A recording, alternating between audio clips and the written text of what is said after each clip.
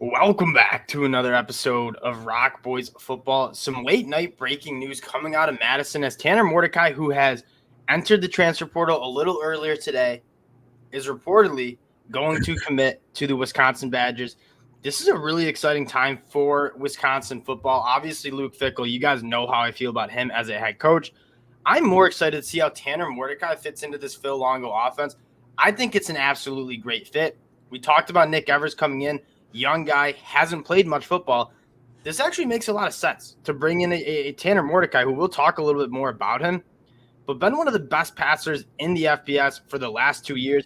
Before we talk more about it, though, again, I just want to say thank you guys for the support you guys have shown the channel. Again, we really do appreciate all the support. It's been a wild 3 weeks, and you guys have been absolutely awesome, and we're just super grateful you guys checking us out. So if you do enjoy the content, consider subscribing to the channel. We appreciate it. Dill, let's talk a little bit about Tanner Mordecai and then where this Wisconsin Badgers program is going under Luke Fickell.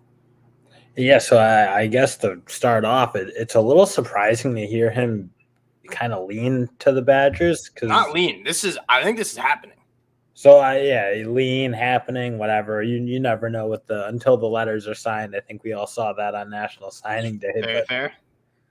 It's a little surprising just because of the Nick Evers news, and I feel like a lot of these transfer portal moves are usually to a place where, especially at the quarterback spot, the guy's kind of pretty convinced they're going to start. And I don't know that he won't, but I mean, Nick Evers is certainly going to be some competition, I would think. I don't really agree. I think Tanner Mordecai is coming to start. I actually think this makes a lot of sense. Like Nick Evers, we saw very, very talented dude. Hasn't really played much college football. He's still young. Tanner Mordecai, I mean, you read off his stats and what he's done at SMU. In 2021, 39 touchdowns, 12 interceptions, threw for 3,600 yards. In 2022, 3,500 yards and 33 touchdowns. This is one of the most productive quarterbacks we've seen. And I think the second thing that makes the most amount of sense is you see what Phil Longo wants to do. He wants to spread people out, have a quarterback who can make all the throws, who's on time, accurate. That's what he's done with Sam Howell. That's what he did with Drake May. And that's what Tanner Mordecai, and that's the kind of offense he was running at with SMU under Sonny Dykes and Rhett Lashley at SMU this year. And so this makes, to me, you're going to bring in a veteran guy who is kind of a gap quarterback, right? He's going to play 1 year, then he's out of eligibility. He goes to the NFL. And then you have Nick Evers, who's coming in for his third year. He's had a year under Phil Longo and Luke Fickell, and he should be ready to rock and roll. But this makes sense because I think Tanner Mordecai provides a veteran in that room where you don't really have a veteran that you really trust. Tanner Mordecai is kind of that guy. Yeah, but the thing is you start Mordecai. I think it's going to be hard to hold on to Evers. I'm not sure Evers is there to sit it because then you're pushing into your junior year, first time starting.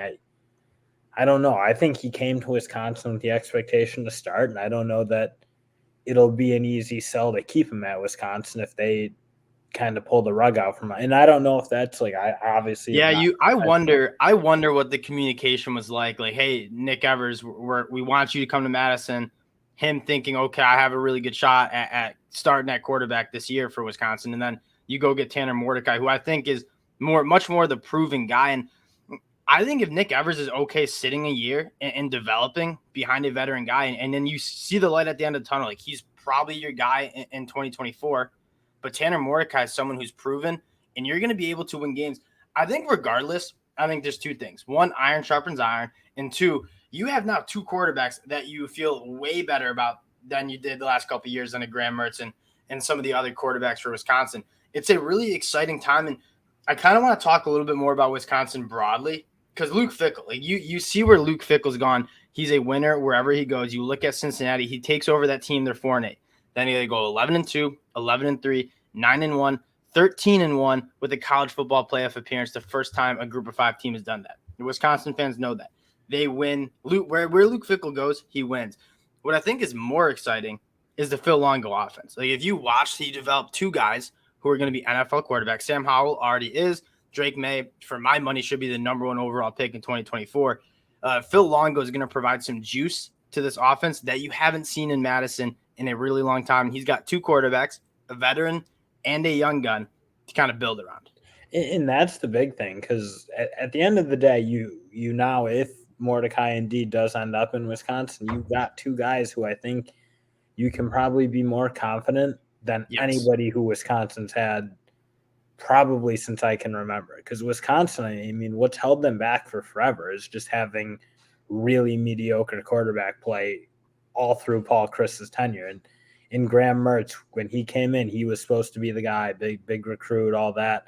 And it obviously never really worked out. He was wildly inconsistent throughout. And I don't know if that's all on him either, because the offense was not quarterback friendly. It was very basic. There was no spacing. It was Vanilla. just run everything out of the I formation and kind of. And I wonder another thing, and this has been another problem in my mind Wisconsin's had, and I don't know if it's a quarterback problem or kind of a talent problem, is they haven't really had any playmakers on the outside. And I don't know if you put that on like Graham Mertz and the quarterback play just being poor, or they haven't really gotten any athletes that you really can trust on the outside.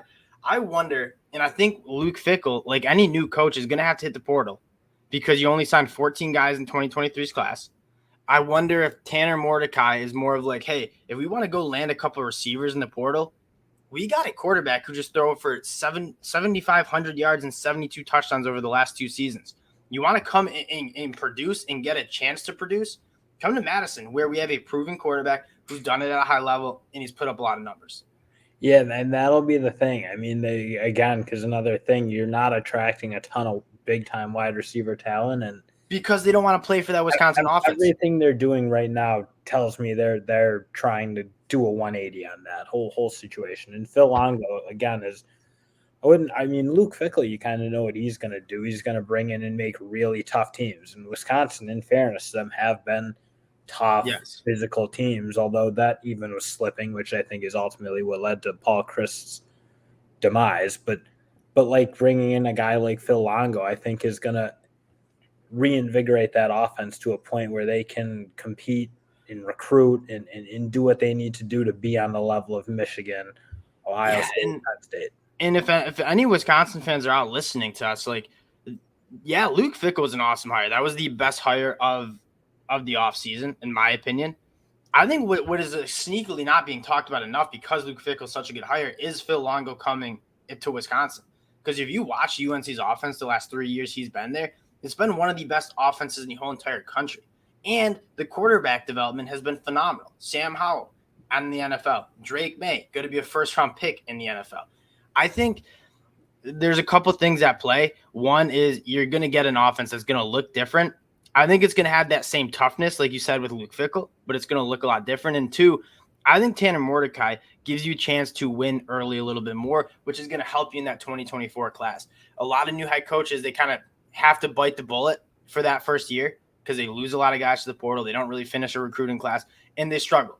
I think Tanner Mordecai allows this Wisconsin team to immediately be very, very competitive in the Big Ten West, and that's a conference that's winnable. I mean, for my money right now, if Tanner Mordecai goes to Madison, it's really hard to choose any other team that's going to be in Indianapolis from the Big Ten West than the Wisconsin Badgers. Yeah, and especially if they can fill in a little more, because I do think that team needs a little more talent on defense, because that's the one area they've always kind of been able to rely on. And last year, I felt like they couldn't. It looked like when they were playing the good teams, they really did struggle to just play basic defense.